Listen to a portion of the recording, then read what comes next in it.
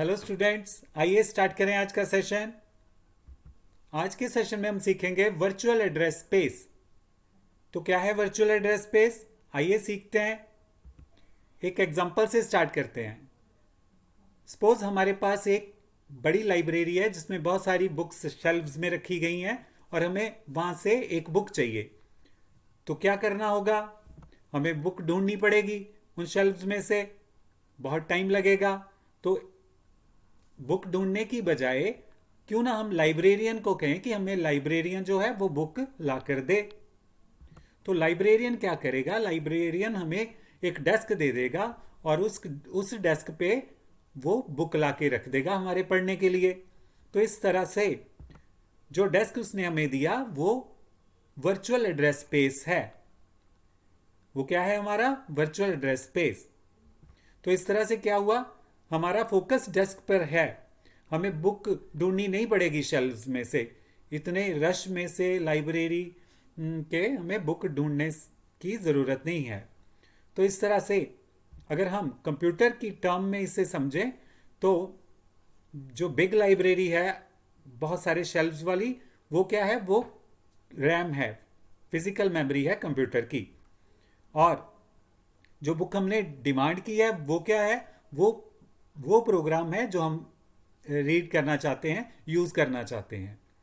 तो प्रोग्राम क्या है, बुक जो हमने डिमांड की है उसकी तरह से है। और जो बड़ी लाइब्रेरी है वो क्या है, वो रैम है। तो इस तरह से लाइब्रेरियन क्या है, ऑपरेटिंग सिस्टम।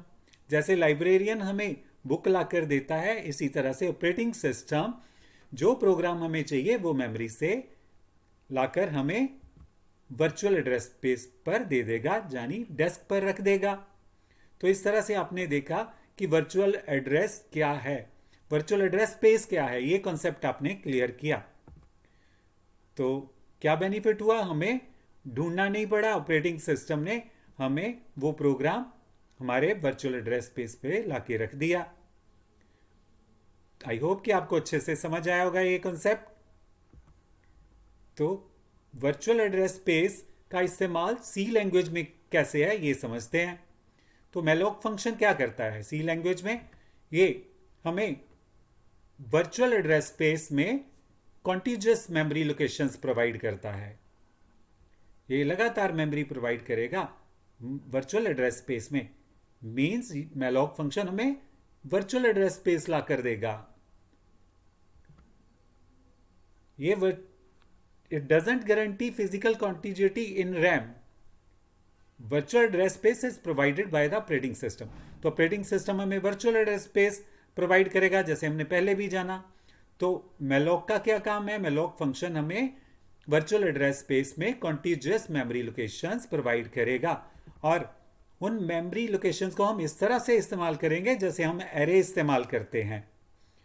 तो ये एग्जांपल हम ले रहे हैं, यहाँ पे हमने एरे ली है, इंट डाटा टाइप ली है और इक्वल टू एरे का नेम हमने ARR लिया, स्टार पॉइंटर के साथ हमने डिक्लेयर किया क्योंकि हमें मेमोरी लोकेशन रखनी है ये इसमें। तो फिर इक्वल टू के बाद राउंड ब्रैकेट, फिर इंट डाटा टाइप डाली, जिस टाइप का हमें डाटा रखना है वहाँ पे उन मेमोरी लोकेशंस में, स्टार, फिर मेलॉक इंटू 10। 10 मीन्स हम 10 वैल्यूज रखना चाहते हैं। इनटू साइज ऑफ इंट का मीनिंग है एक वैल्यू मेमोरी में कितनी जगह लेगा। तो इंटीजर को 2 बाइट्स चाहिए होते हैं इंटीजर वैल्यू को रखने के लिए। तो ये मेलॉक फंक्शन में क्या करेगा, ये 10 इंटीजर्स को स्टोर करने के लिए हमारे पास स्पेस प्रोवाइड करेगा, कॉन्टिजियस ब्लॉक ऑफ मेमोरी हमें प्रोवाइड करेगा वर्चुअल एड्रेस स्पेस में।